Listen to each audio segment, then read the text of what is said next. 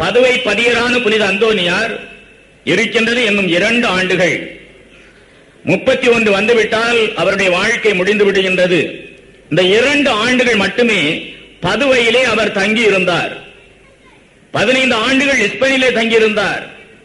9 ஆண்டுகள் கோயம்புராவிலே படித்தார். நவசன்னியாசியாக பல இடங்களிலே பணிபுரிந்தார் தன்னுடைய வாழ்க்கையிலே. ஆனால் 2 ஆண்டுகள், கடைசி 2 ஆண்டுகள் அவர் எந்த இடத்தில் பணியாற்றினாரோ அந்த இடத்தின் பெயராலே தான் அவர் அழைக்கப்படுகின்றார், பதுவை பதியர் என்று. இதை பார்ப்பதற்கு முன்னால் 2வது உலக யுத்தம் நடந்து கொண்டிருந்த பொழுது இந்த உலகத்தை எல்லாம் கலக்கி கொண்டிருந்தது ஒரு பெயர். வரலாறு படித்தவர்களுக்கு ஞாபகம் இருக்கலாம். ஜெர்மனுடைய சர்வ அதிகாரி ஹிட்லர். ஜெர்மன் நாட்டிலே முதல் உலக போரிலே ஜெர்மனியை அவமானப்படுத்தியது அமெரிக்கா, பிரான்ஸ், ரஷ்யா, இங்கிலாந்து என்று சேர்ந்து கொண்ட நேச நாடுகள் ஜெர்மனியை பழிக்கு பழி வாங்கியது. இதை மாற்றி காட்ட வேண்டும், பழிக்கு பழி வாங்கியே ஆக வேண்டும் என்று 2வது உலக யுத்தத்திலே புகுந்தான் ஜெர்மனியின் சர்வாதிகாரி ஹிட்லர். தனக்கென்று ஒரு கூட்டத்தை கூட்டிக் கொண்டான். நேச நாடுகளை எதிர்த்து நின்றான். ஹிட்லருக்கு முன்னால் நேச நாடுகள் நிற்க முடியவில்லை. ஏனென்றால் ஹிட்லருடைய பெயர் அப்படிப்பட்டது. ஹிட்லர் என்கின்ற பெயரை கேட்டாலே உலக நாடுகள் எல்லாம் அஞ்சி நடுநடுங்கிக் கொண்டிருந்த காலம் அது. அழுகின்ற பிள்ளை அவனுடைய பெயரை கேட்டவுடனே அழுகை நிறுத்திய காலம் அது. பேசிக் கொண்டிருந்தவன் நிறுத்திய காலம் அது. ஹிட்லர் என்கின்ற பேச்சை கேட்டவுடனே உயிர் மூச்சே நின்றுவிடும் போல் ஆகியிருந்த காலம் ஹிட்லருடைய காலம். 2வது உலக யுத்தம் நடந்து கொண்டிருந்த காலம். அந்த நேரத்தில் ஹிட்லர் யூதர்களை எப்படியெல்லாம் வதைத்தான் என்று வரலாறு சொல்லுகிறது. தன்னுடைய நாசிக் என்கின்ற படையை கொண்டு யூதர்களை எல்லாம் அடக்கி ஒடுக்கினான். போரிலே மட்டுமல்ல அவர்களை கொண்டது. சாதாரணமாக வீடுகளிலே புகுந்து உயிரோடு உயிராக ஆண்களையும் பெண்களையும் இழுத்து வந்தார்கள். ஆயிரக்கணக்கிலே இழுத்து வந்து பற்பல வகைகளிலே அவர்களை சிகிச்சை செய்தார்கள். சிலரை உயிரோடு உயிராக மண்ணுக்குள்ளே புதைத்தான். 100 பேர் மட்டுமே இருக்க வேண்டிய இடத்திலே 10,000 பேரை கொண்டு அடைத்தான். ஆக்சிஜன் போதாமல் நெருக்குண்டு நெரிசலிலே செத்தார்கள்.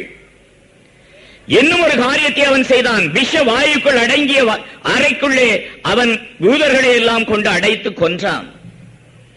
ராட்சச எந்திரம் ஒன்று தயார் செய்திருந்தான்.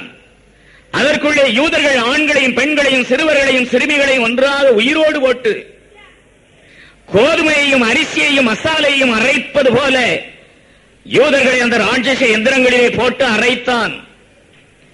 எலும்பும் தசையும் நரம்புகளும் திரண்டு வெளியே வருகின்ற ஒரு பிண கும்பலை பார்த்து தன்னுடைய கைகளை கொட்டி கொக்கரிப்பானாம் ஹிட்லர். எப்படிப்பட்ட சர்வாதிகாரி என்று நீங்கள் இதிலிருந்து அறிந்து கொள்ளலாம் ஹிட்லரை. அவன் ஒரு நாள் படையிலே முகாம் நடத்திக் கொண்டிருந்த பொழுது முகாமிலே எல்லா வீரர்களும் உறங்கிக் கொண்டிருக்கின்றார்கள். நள்ளிரவு வேளை. அந்த நேரத்திலே திடீரென்று அவனுடைய மனத்திலே ஒரு வித்தியாசமான எண்ணம் எழுந்தது. தன்னுடைய பிரதான தளபதி ஒருவனை நியமித்திருந்தான். அவனுக்கென்று ஒரு தனி முகாம். அந்த முகாமிலே அந்த தனி தளபதியானவன் உறங்கிக் கொண்டிருக்கின்றான். நிசப்தமான வேளை. பறவைகளுடைய சப்தங்கள் அடங்கி, இயற்கைகள் அடங்கி ஒடுங்கி, எல்லாம் நிசப்தமாக இருந்த அந்த வேளையிலே மனிதர்கள் தூங்கிக் கொண்டிருக்கின்ற அமைதியான நேரம் நள்ளிரவு வேளை. இந்த நள்ளிரவே தன்னுடைய முகாமில் இருந்து எழுந்திருக்கின்றான் ஹிட்லர். தன்னுடைய பிரதான தளபதியை சோதிக்க விரும்புகின்றான். எப்படி? இவன் யுத்தத்திலே மும்முரமாக யுத்தம் நடந்து கொண்டிருக்கின்ற பொழுது ஒருவேளை என்னை துரோகம் செய்து விடுவானோ, என்னை வஞ்சித்து விடுவானோ, என் காலை வாரி விடுவானோ? அப்படி என்றால் இந்த பிரதான தளபதியை நீக்கிவிட வேண்டும். அவன் யார் என்று சோதித்து பார்க்க வேண்டும். அவனுடைய உள்ளத்திலே இருப்பது என்ன என்பதை வெளியே கொண்டு வர வேண்டும் என்பதற்காக ஒரு வாய்ப்பினை தேடி அந்த நள்ளிரவிலே அந்த தளபதியினுடைய முகாம் அறையின் முன்னாலே நின்றான். வினோதமான ஒரு காரியத்தை செய்தான். என்ன செய்தான் தெரியுமா? அந்த படை தளபதியின் முகாமிலே இருந்த கதவிலே இருந்த சாவி துவாரத்திலே தன்னுடைய உதடுகளை பொருத்தினான் ஹிட்லர்.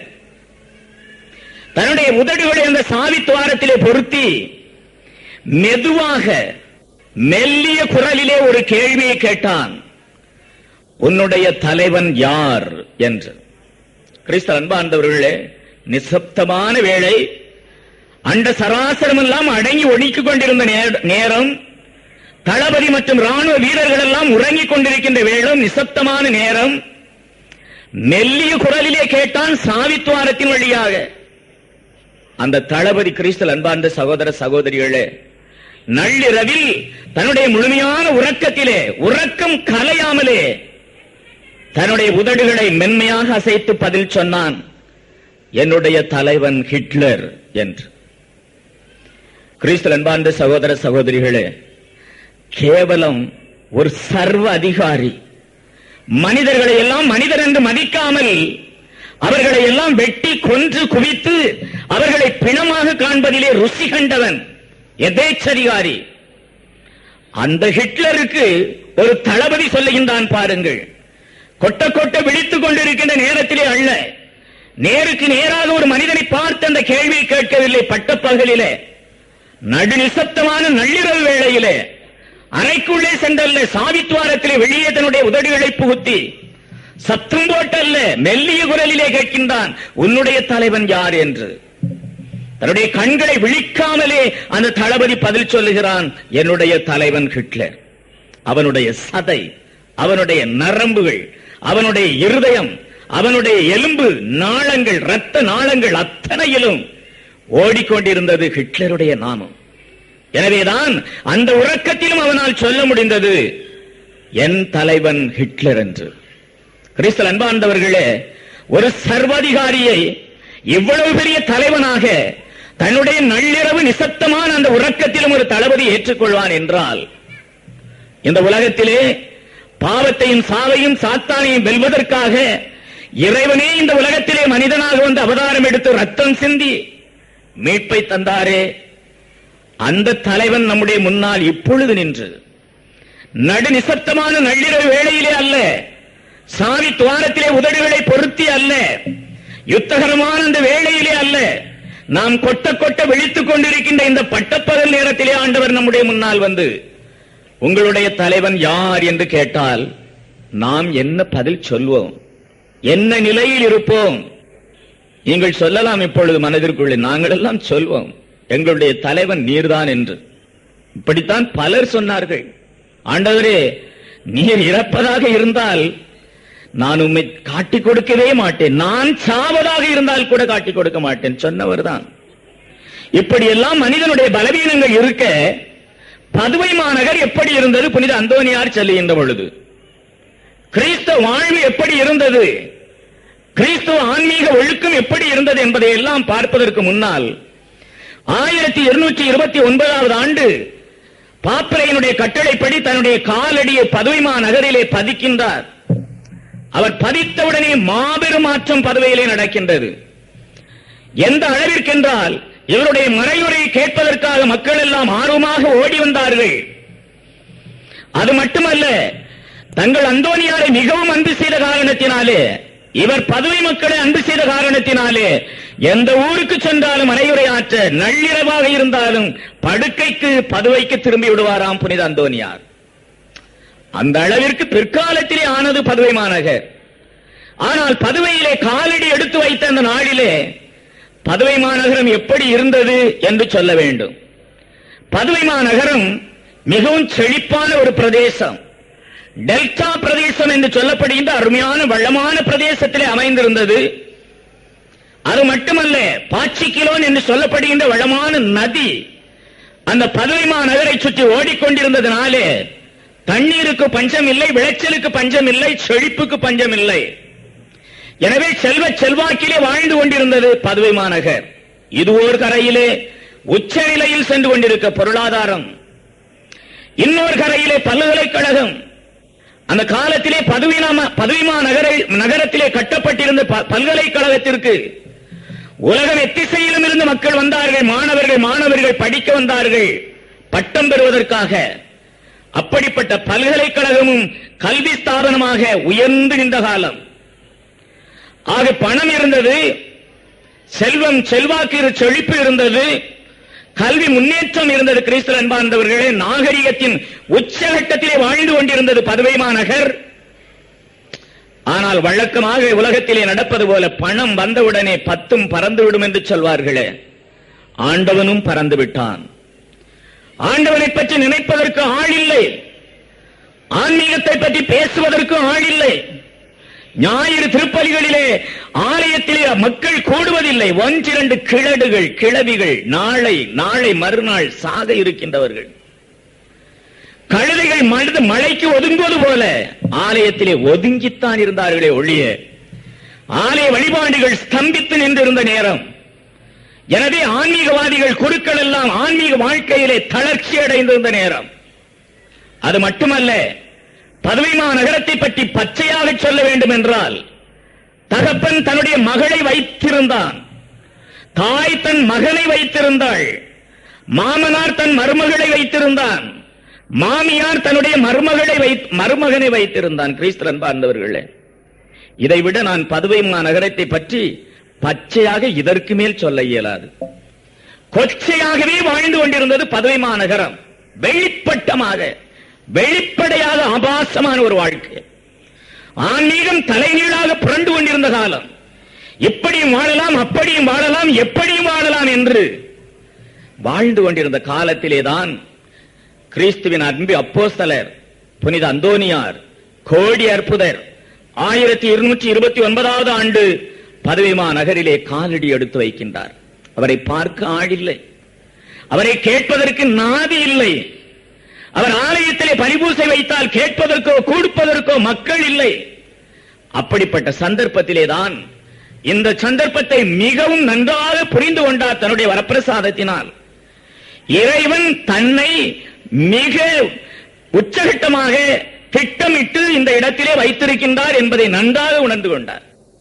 எனவே இந்த இடத்திலே ஆன்மீக பணி செய்வதுதான் ஆண்டவனுடைய நோக்கம். கிறிஸ்து அன்பார்ந்தவர்களே, இந்த இடத்திலே ஒன்றை சிந்தித்து பாருங்கள்.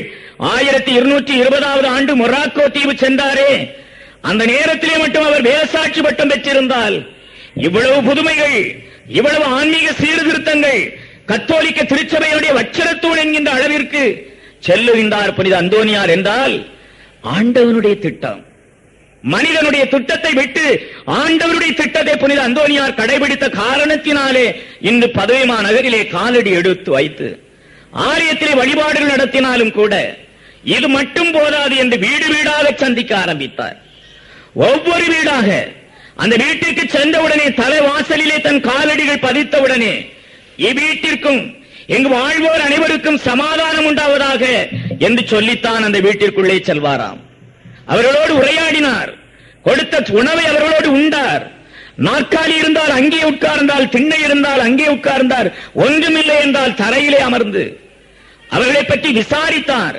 அவருடைய குடும்ப நிலை எப்படி இருக்கின்றது, பொருளாதாரம் என்ன, கல்வி நிலை என்ன, ஒழுக்க சீர்கேடுகள் என்ன, அவருடைய ஆன்மீகம் எப்படி. கிறிஸ்து அன்பார்ந்த சகோதர சகோதரிகளே, 1-2 வாரங்கள், 1-2 மாதங்கள் அவருடைய குரலுக்கு செவி கொடுக்காத மக்கள் 2-3 மாதங்கள் கழித்த பிற்பாடு எந்த வீட்டிற்கு சென்றாலும் கிறிஸ்து அன்பார்ந்தவர்களே அத்தனை பேரும் அவருடைய காலடியிலே விழுந்து அழத் தொடங்கினார்கள். எப்படிப்பட்ட பரிதாபமான ஆன்மீக வாழ்க்கை நாம் வாழ்ந்து கொண்டிருக்கின்றோம் என்பதை சிந்திக்க ஆரம்பித்தார்கள். சிந்திக்க ஆரம்பித்த உடனே பயம் வந்தது, இதயத்திலே ஒரு நடுக்கம் வந்தது, எதிர்காலத்தை பற்றி ஒரு சிந்தனை வந்தது. மரணத்திற்கு பின்னால் ஒரு வாழ்வு உண்டே, அந்த வாழ்வு எனக்கு கிடைக்குமா என்கின்ற வினா ஒவ்வொருத்தருடைய மனத்திலும் எழுந்தது. இதை பதித்தவர் புனித அந்தோனியார். தன்னுடைய பொறுமையினால், தன்னுடைய வாய்ச்சாலமான மறையுரைகளினால், தன்னுடைய தனிப்பட்ட ஆன்மீகத்தினால், தனிப்பட்ட முறையிலே குடும்பங்களை சந்தித்து அவர்களோடு உரையாடியதினாலே இன்று பதுவை நகரத்தினுடைய ஒவ்வொரு வீடும் அழுதது, கதறியது, கூப்பாடு போட்டது. ஐயா, விடுதலை எங்களுக்கு கிடைக்குமா, எங்கள் பாவங்கள் மன்னிக்கப்படுமா, விண்ணரசின் கதவுகள் எங்களுக்காக திறக்கப்படுமா, ஆதங்கத்திலே ஏக்கத்திலே கேட்க தொடங்கினார்கள். அத்தனை பேருக்கும் ஆறுதல் மொழிகள் சொன்னார் புனித அந்தோனியார். நீங்கள் மனம் திரும்பினால் கட்டாயம் உங்களுக்கு மோட்ச வாசலானது திறக்கப்படும் என்று. கிறிஸ்து அன்பார்ந்தவர்களே, 3 மாதங்களுக்கு உள்ளாக பச்சை கொச்சையாக வாழ்ந்து கொண்டிருந்த அந்த பதுவை நகரம் ஒரு 75 விழுக்காடுகள் ஆன்மீகத்திலே முன்னேறி கொண்டிருந்தது என்று சொல்ல வேண்டும். அப்படிப்பட்ட பதுவை மாநகரிலே ஊனமுற்ற ஒரு பெண் இருந்தாள். அவளுடைய பெயர் பதுவானா. 4 வயதுதான் அந்த குழந்தைக்கு. பீட்டர் என்பவனுடைய மகள். அவளுடைய பெயர் பதுவானா. ஆனால் கிறிஸ்து அன்பார்ந்த சகோதர சகோதரியிலே பிறப்பிலிருந்து கையும் விளங்கவில்லை, காலும் விளங்கவில்லை. அப்படிப்பட்ட ஊனமாக படைக்கப்பட்டிருந்தாள் அந்த பெண். அவருடைய மறையுரைகள் மிகவும் பிரசித்தமாக இருந்த காரணத்தினாலே அங்கே புதுமை புரிந்தார், இங்கே புதுமை புரிந்தார் என்று ஆங்காங்கே பல செய்திகளை கேள்விப்பட்டிருந்ததினாலே தகப்பன் பீட்டர் தன்னுடைய 4 வயது மகள் பதுவானாவை, ஊனமுற்ற சிறு குழந்தையை தன்னுடைய 2 கைகளிலும் ஏந்திக் கொண்டு புனித அந்தோனியாரிடத்திலே சென்றான். ஐயா, பிறப்பு முதல் ஊனமுற்றவளாக என்னுடைய மகள் இருக்கின்றாள், எங்களை காப்பாற்றுங்கள், பதுவானாவை நீங்கள் மீட்டுக் கொள்ளுங்கள் என்று அந்த அந்தோனியாரிடத்திலே பாதத்திலே வீழ்ந்து கதறி அழுதான் பீட்டர். அந்த குழந்தையை தன்னுடைய கரத்திலே எடுத்தார். வானத்தை அண்ணாந்து பார்த்து ஜெபித்தார். தூய பாலகரிடத்திலே விசேஷித்த விதமாக ஜெபித்தார். தன்னுடைய கரத்திலே ஏந்தி இருந்த அந்த திருக்குழந்தையிடத்திலே மானசீகமாக பேசினார். தத்ரூபமாக அந்த குழந்தையை பார்த்து சொன்னார், பதுவானா, நீ எழுந்து நட என்று கீழே விடுகின்றார். கிறிஸ்து அன்பார்ந்த சகோதர சகோதரிகளே, காட்டிலே துள்ளி திரிகின்ற மானை போல 4 ஆண்டு காலமாக பிறப்பிலிருந்து கைகளும் கால்களும் ஊனமுற்றிருந்த பதுவானா மானை போல துள்ள ஓடினாள் என்றால் பார்த்தவர்கள் அதிசயித்தார்கள். தகப்பன் பீட்டர் மனம் திரும்பினான். இதை கண்ட பதிதர்கள் எல்லாம் அஞ்சு ஓடினார்கள். பதுவை மாநகரம் அந்தோனியார் என்ன சொன்னாரோ அதுதான் சட்டம் என்கின்ற அளவிற்கு சர்வ அதிகாரத்தையும் அந்தோனியாரிடத்திலே ஒப்படைத்தது. முடிசூடா மன்னனாக பதுவை மாநகரிலே வலம் வந்தார் புனித அந்தோனியார்.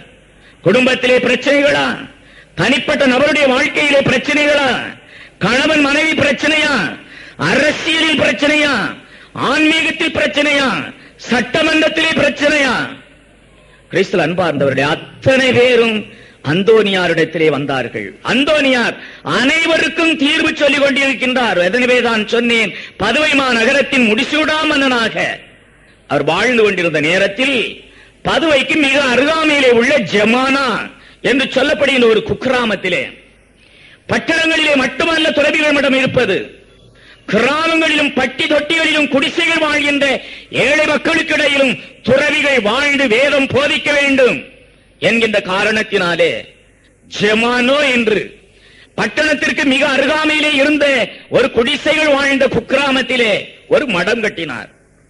ஒரு நாள் அந்த மடம் கட்டி இந்த வேலையை மேற்பார்த்து கொண்டிருக்கின்ற பொழுது மணல் கொஞ்சம் தேவைப்பட்டது.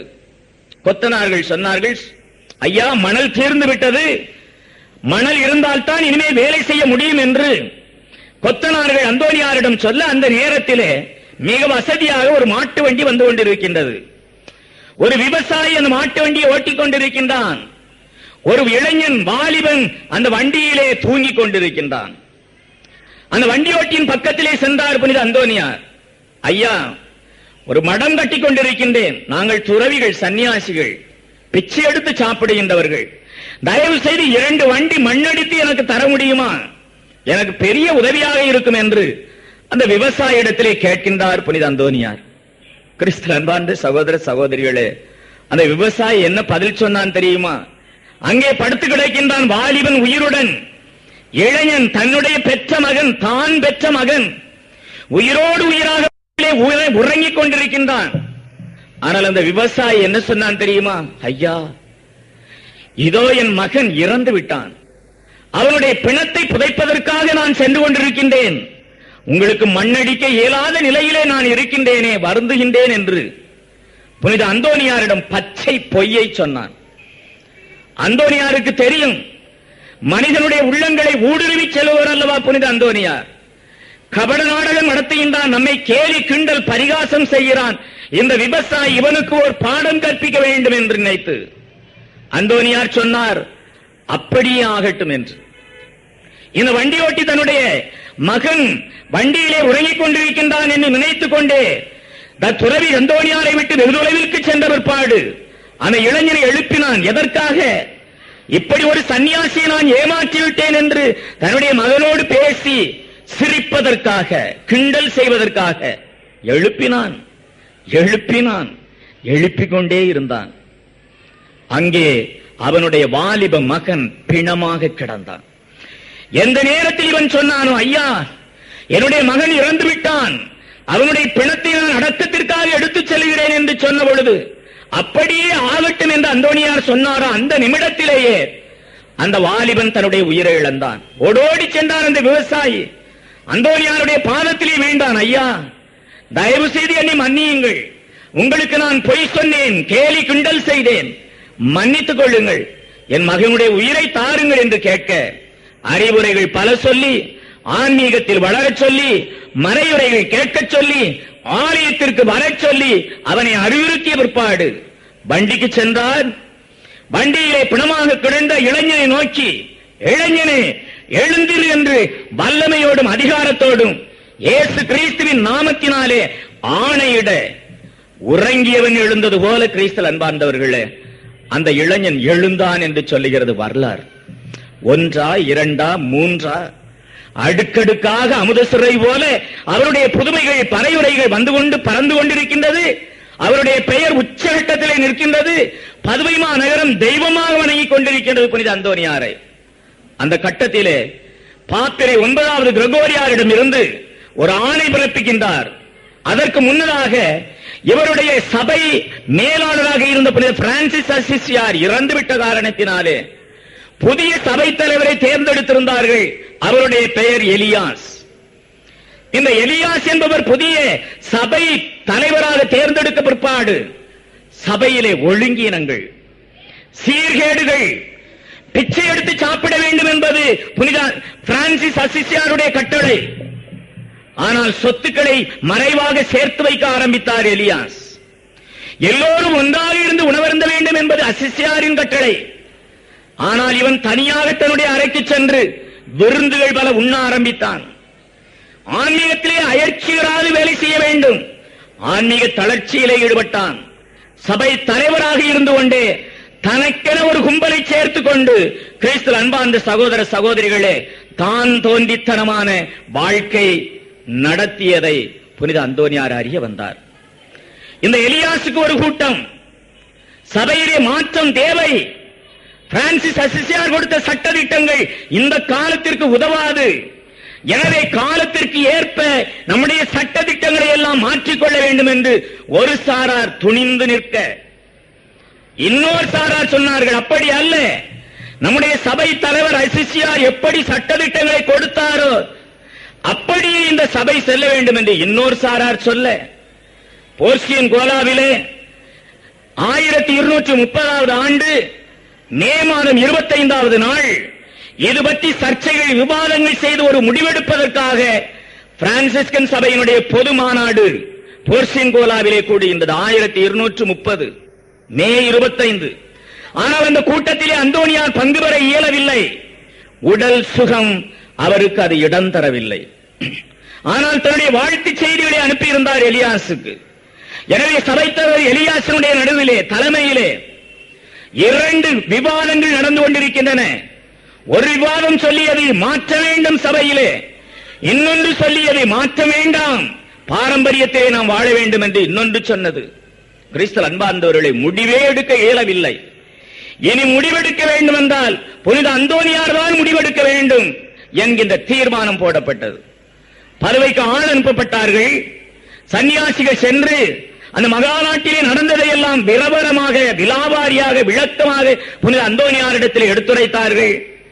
தன்னுடைய ஆன்மீக காட்சியிலே கண்டார் எலியாசினுடைய தான் தோன்றித்தனமான வாழ்க்கை. தலைவன் எப்படியோ தொண்டர்கள் அப்படி என்று ஏற்கனவே அடிக்கடி சொல்லி இருக்கின்றேன். எனவே இந்த எலியாஸ் திருந்த வேண்டும், இல்லை என்றால் அவனை மாற்ற வேண்டும், அல்லது சபை அழிந்துவிடும், சீர்கட்டுவிடும் என்று நினைத்தார் புனித அந்தோனியார். 2வது முறையாக ரோமைக்கு பயணம் சென்றார். அன்றும் பெந்தெக்கோஸ்தே நாளிலே நடந்த அந்த அற்புதமான சம்பவம் நடந்தது. 9வது கிரகோரியார் பாப்பரை மறுபடியும் அவரிடத்திலே ஒரு மறையுரை ஆற்ற வேண்டும் என்று சொல்ல பரிசுத்த ஆவியினால் ஏவப்பட்ட புனித அந்தோனியார் அற்புதமான ஒரு மறையுரை ஆற்ற எல்லா நாடுகளிலிருந்து வந்திருந்த மக்கள் தங்கள் தங்கள் மொழிகளிலே கேட்டார்கள்.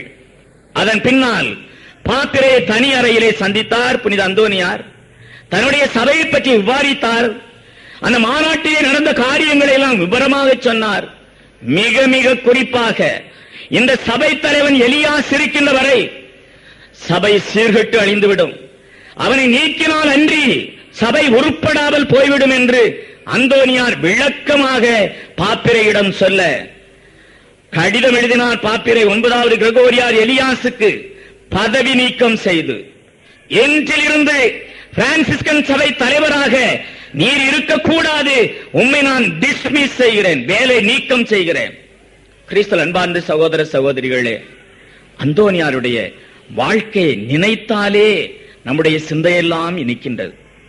எப்படிப்பட்ட அற்புதமான காரியங்களை எல்லாம் செய்து கொண்டிருக்கின்றார் என்று பாருங்கள். மறுபடியும் பதவி திரும்பி வருகின்றார். தன்னுடைய மறையுரைகளை ஆற்றிக்கொண்டே இருக்கின்றார். ஆலயத்தில் மட்டுமல்ல, ஒவ்வொரு வீட்டிலும் மறையுரை ஆற்றுகின்றார். வீதிகளிலே மறையுரை ஆற்றுகின்றார்.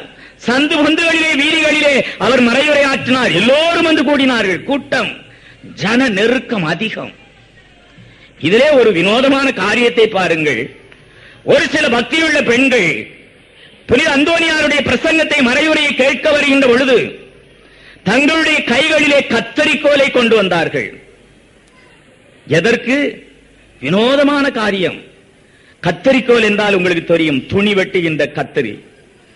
ஒவ்வொரு பெண்ணும் தங்களுடைய மனத்திலே ஒன்றை வைத்துக் கொண்டு மறையுரை ஆற்றுகின்ற சமயத்திலே மறையுரை கேட்க வருகின்றவர்கள் எல்லாம் முண்டி அடித்துக் கொண்டு அந்தோனியார் பக்கத்திலே இருக்க வேண்டும் என்று சென்றது மட்டுமல்ல, தங்களுடைய கைகளிலே கத்தரிக்கோல்களையும் கொண்டு சென்றார்கள். என்ன செய்தார்கள் தெரியுமா? வேதத்திலே நாம் வாசிக்கின்றோம். இயேசு அப்போஸ்தலர் நடந்து சென்று கொண்டிருக்கின்றார்கள். பொது ஜனமானது நெருக்கிக் கொண்டிருக்கின்றது. 12 ஆண்டுகளாக பெரும்பாடுள்ள ஒரு பெண் அந்த கூட்ட நெரிசலை எல்லாம் திறந்து கொண்டு நெருக்கி அடித்துக் கொண்டு ஆண்டவர் பக்கத்திலே வந்தாள். அவருடைய ஆடை தொட்டேனாயிலும் நான் குணம் பெறுவேன் என்று விசுவசித்தாள். ஆடை தொட்டாள். 12 ஆண்டுகளாக இருந்த அந்த பெரும்பாடுள்ள பெண் நோய் தீர்ந்தது. அந்த நேரத்திலே ஆண்டவர் கேட்டார், என்னை தொட்டது யார்? ஆண்டவரே, என்னை தொட்டது யார் என்று எப்படி கேட்கின்றீர்? எத்தனை ஆயிரம் ஜனங்கள் உங்களை நெருக்கிக் கொண்டு வருகின்றார்கள், அத்தனை பேரும் தான் தொடுகின்றார்களே, இதிலே உம்மை தொட்டது யார் என்று யார் கண்டுபிடிக்க முடியும் என்று அப்போஸ்தலர்கள் சொல்ல, இல்லை, என்னுடைய உடலில் இருந்து சக்தியானது வெளிப்பட்டதை நான் கண்டேன். என்னை ஒரு பெண் தொட்டாள், அவள் யார் என்று. அந்த பெண் நடுநடுங்கிக் கொண்டே இயேசுவினுடைய பாதத்திலே வீழ்ந்தாள். அந்த பெரும்பாடுள்ள பெண் சொன்னாள், உம்முடைய ஆடையை தொட்டேன், நான் குணமாகினேன். கிறிஸ்து அன்பார்ந்தவர்களே, இத்தகைய விசுவாசத்தோடுதான் கத்தரிக்கோலை கொண்டு சென்றிருந்தார்கள் பக்தியுள்ள பெண்கள் சிலர். அந்த பரவசமடைந்து நிற்கின்றது கூட்டம். மெய்மறந்து பரவசமாகி மறையுரை ஆற்றிக் கொண்டிருக்கின்றார் புனித அந்தோனியார். இவர்கள் என்ன செய்வார்கள்? அந்த நேரத்திலே அந்தோனியாருடைய உடையை கொஞ்சம் கொஞ்சமாக கத்தரித்து தங்களுடைய மடிக்குள்ளே வைத்துக் கொள்வார்களாம். எதற்கு? வீட்டிற்கு சென்று அதை ஒரு புனித மண்டபமாக வணங்குவதற்காக. அந்தோனியாரின் ஆடைகளை வெட்டி எடுத்து வீட்டிற்கு எடுத்து செல்ல ஆரம்பித்தார்கள்.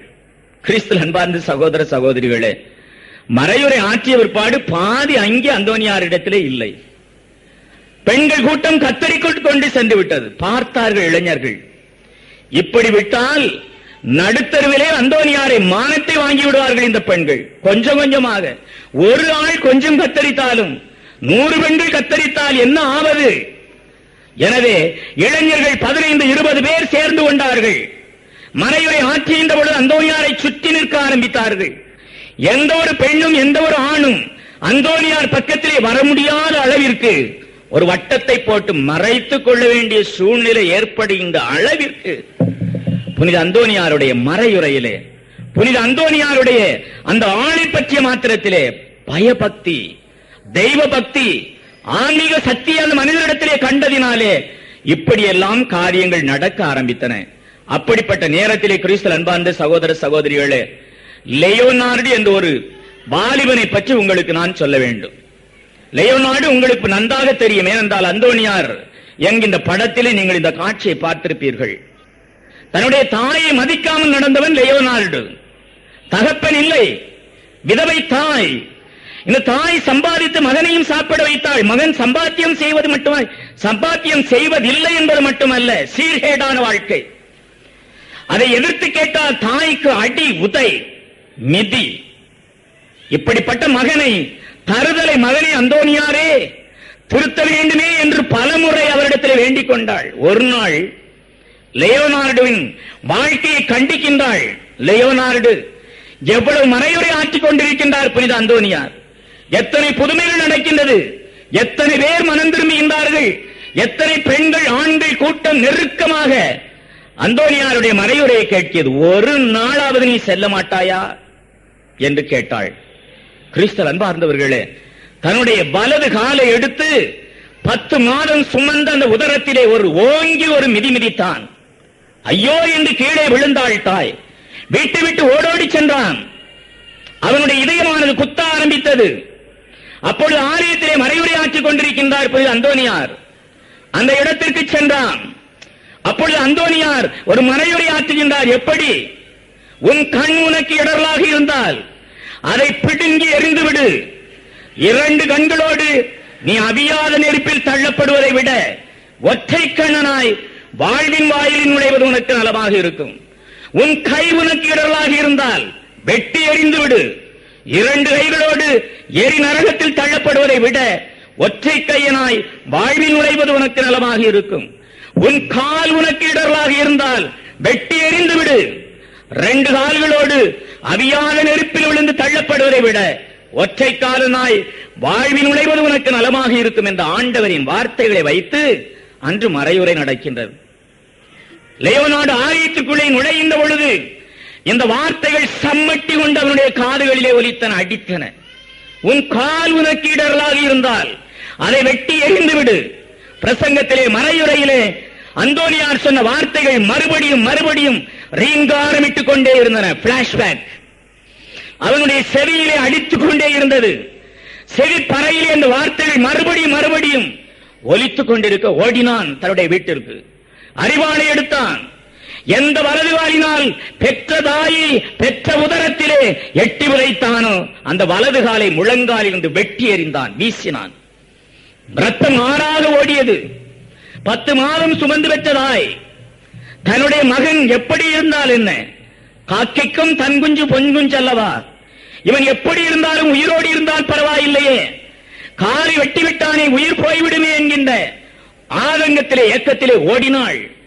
அந்தோனியாருடைய பாதத்திலே வீழ்ந்தாள். ஐயா, என்னுடைய மகன் உங்களுடைய மறையுரையை கேட்டான். வலது காலால் மிதித்ததினாலே வலது காலை வெட்டிவிட்டான். இறக்கும் தருணத்திலே இருக்கின்றான். தயவு செய்து ஓடி வாருங்கள், என் மகனை காப்பாற்றுங்கள் என்று கதறி அழுதாள் அந்த பெண். ஓடோடி வந்தார் புனித அந்தோனியார் வீட்டுக்கு. வீசி எறியப்பட்ட வலது காலை எடுத்தார். வெட்டப்பட்ட இடத்திலே பொருத்தினார். சிலுவை அடையாளம் அறைந்தார். லியோனார்டு, எழுந்து நட, ஆண்டவராகிய இயேசு கிறிஸ்து நாமத்தினாலே ஆணையிடுகிறேன் என்று சொல்ல கிறிஸ்தவ அன்பார்ந்த சகோதர சகோதரிகளே, லியோனார்டு எழுந்தான், நடந்தான், புதிய வாழ்க்கை வாழ்க்க ஆரம்பித்தான். ஆன்மீக மர்மலட்சணத்தில் ஏற்பட்டது. அந்தோனியாருடைய மறையுரையை அடிக்கடி கேட்க ஆரம்பித்தான். பிரான்சிஸ்கன் சபை துறவியாகவும் சேர்ந்தான். பெற்ற தாயின் உள்ளமானது மகிழ்ந்தது. இப்படி பல பல புதுமைகள், இப்படி புதுமைகள் ஆற்றிக் கொண்டிருக்கின்ற பொழுது ஒரு செல்வந்தன் அந்த நகரத்திலே இறந்து விட்டான். பதுவைமா நகரிலே பெரிய கோடீஸ்வரன். அவன் இறந்த நாளிலே அடக்கம் செய்கின்ற பொழுது அந்தோனியார் தான் வர வேண்டும் என்று அடம்பிடித்தார்கள் உற்றார் உறவினர்கள், நண்பர்கள். அந்த நேரத்திலே 4 நல்ல வார்த்தைகள் சொல்ல வேண்டும் என்பது மனிதனுடைய சம்பிரதாயம். இறந்து விட்டான் என்றால் அவனை பற்றி சொல்வார்கள், ஐயோ இப்படிப்பட்ட நல்லவன் போய்விட்டானே, அப்படி செய்தானே, இப்படி செய்தானே என்று. வாழ்க்கையிலே சொல்லாததை எல்லாம் செத்த பிற்பாடு சொல்லி அழுவார்கள், மார்பிலே அடிப்பார்கள். இது பாரம்பரியம், சம்பிரதாயம். எனவே சம்பிரதாயத்திற்காக 4 நல்ல வார்த்தைகள் சொல்ல வேண்டும் என்பதற்காக அந்தோனியாரை மறையுரை ஆற்ற வேண்டும் என்று கேட்டுக்கொண்டார்கள். அந்தோனியாருக்கு தெரியும் இந்த செல்வந்தன் யார் என்று அவருக்கு நன்றாக தெரியும். பிச்சையிட மாட்டான். ஆன்மீக மர்மலட்சணத்திலே இல்லை. ஆலயத்திற்கு ஆண்டுகள் காலமாக வரவில்லை. ஞாயிறு திருப்பதி பார்த்ததே கிடையாது. அவன் பாவ சங்கீர்த்தனம் செய்ததே கிடையாது. இப்படிப்பட்ட ஒரு மனிதன், அநியாய வட்டி வாங்கியவன், வட்டிக்கு மேல் வட்டி போட்டு ரூபாய் சேர்த்தவன் எந்த வழியிலும் சம்பாத்தியம் செய்யலாம் என்கின்ற அளவிலே தன்னுடைய சொத்தை சேர்த்தவன். இவனுக்கு நான் எப்படி 4 நல்ல வார்த்தைகள் சொல்வது? அவருடைய மனச்சாட்சி குத்தியது.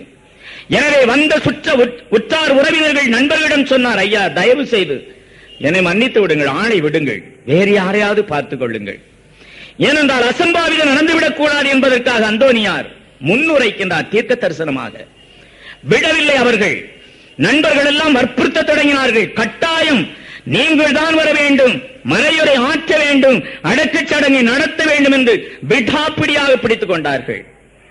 எனவே அந்தோனியார் ஒரு தீர்மானத்தோடு சென்றார். என்ன செய்ய வேண்டும், எதை சொல்ல வேண்டும் என்பது அவருக்கு தெரியும். எனவே அவர் சென்றார்.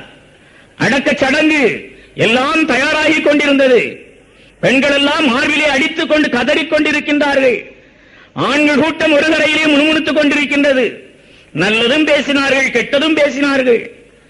இந்த கூட்டத்திற்குள்ளே புனித அந்தோனியார் நுழைந்தவுடனே நிசப்தமான அமைதி. அந்தோனியார் அந்த பெட்டிக்கு முன்னாலே நின்று மறையுரை ஆற்ற ஆரம்பித்தார். மக்கள் எல்லாம் அமர்ந்து தங்களுடைய அழுகை கண்ணீர்களை கொஞ்ச நேரம் நிறுத்தி தாங்கள் அடித்த அந்த முணுமுணுப்புகளை எல்லாம் நிறுத்திவிட்டு அந்தோனியார் என்ன சொல்லுகின்றார் என்பதை முழு கவனம் செலுத்த ஆரம்பித்தார்கள்.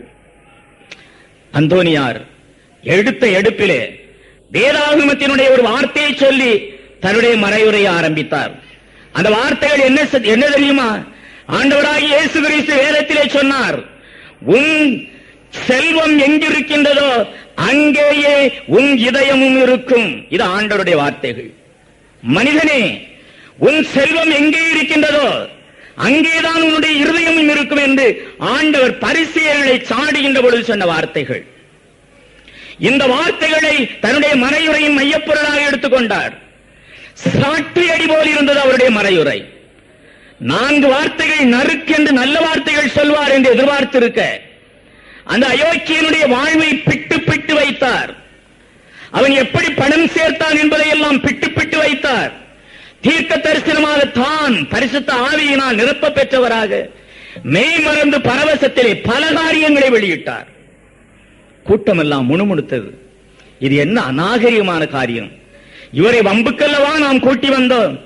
4 நல்ல வார்த்தைகள் சொல்வதற்கு பதிலாக நாற்றமடிக்கின்ற வார்த்தைகளை சொல்லிக் கொண்டிருக்கின்றாரே என்றெல்லாம் மக்களுடைய கூட்டம் முணுமுணுக்க ஆரம்பித்தது. அவர் பக்கத்திலே முண்டி அடித்துக் கொண்டு வாலிபர்கள் வந்தார்கள் நெருக்க. அப்பொழுது அந்தோனியார் சொன்னார், உண்மையில் உண்மையாக சொல்லுகிறேன், இந்த செல்வந்தருடைய இருதயம் இவன் இருதயம் இருக்க வேண்டிய இடத்திலே இல்லை. அவனுடைய வீட்டிலே போய் அவனுடைய பணப்பெட்டியை திறந்து பாருங்கள், அவனுடைய இதயம் அவன் பணப்பெட்டியிலே இருக்கின்றது என்று நான் ஆணையிட்டு சொல்லுகிறேன் என்று உறுதியாக சொன்னார் புனித அந்தோனியார். வாலிபர்கள் எல்லாம் பார்த்துதான் விடுவோமே என்று சவாலாக எடுத்துக்கொண்டு அந்த பிணப்பெட்டியிலே படுத்திருந்த அந்த ஆண்ஸ், அந்த செல்வந்தன் கோடீஸ்வரனுடைய மேலிருந்த ஆடை விலக்கி அவன் இருதயம் இருந்த அந்த இடது பக்கத்தை பார்க்கின்றார்கள். கிறிஸ்துவில் அன்பார்ந்த சகோதர சகோதரிகளே, என்ன ஆச்சரியம், என்ன விந்தை! அறிவாள் கொண்டு கிழித்து எடுத்தது போல அவனுடைய இதயமானது பிளவுண்டிருந்தது. இருதயத்தை காணும். ஓடினார்கள் அவனுடைய வீட்டிற்கு, கதவை திறந்தார்கள், அவனுடைய பணப்பெட்டியை சாவி போட்டு திறந்தார்கள். கிறிஸ்துவில் அன்பார்ந்தவர்களே, ஏகப்பட்ட பணம், கோடி கோடியாக சேர்த்த பணம். அந்த பணத்தின் மேலே அந்த செல்வந்தனுடைய இதயம் துடிதுடித்துக் கொண்டிருந்தது. பார்த்தவர்கள் எல்லாம் அதிசயித்தார்கள். உன் செல்வம் எங்கே இருக்கின்றதோ அங்கேயே உன் இருதயமும் இருக்கும் என்று கிறிஸ்துவில் அன்பார்ந்தவர்களே, மனிதருடைய உள்ளங்களையும் மனிதனுடைய உள் ஆழத்தையும் ஊடுருவி செல்கின்ற பாக்கியத்தை ஆண்டவர் அவர் கொடுத்திருந்ததினாலே நல்லவர்களும் வந்தார்கள் இவருடைய மறையுரையை கேட்க, பொல்லாதவர்களும் இவருடைய மறையுரையை கேட்க வந்தார்கள்.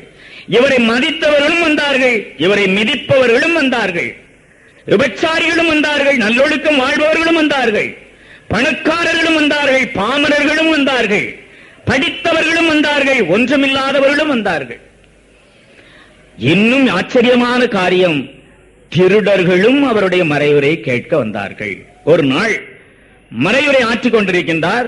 ஒரு திருடர் குழுவாக சேர்ந்து கொண்டு திருடுபவர்கள்.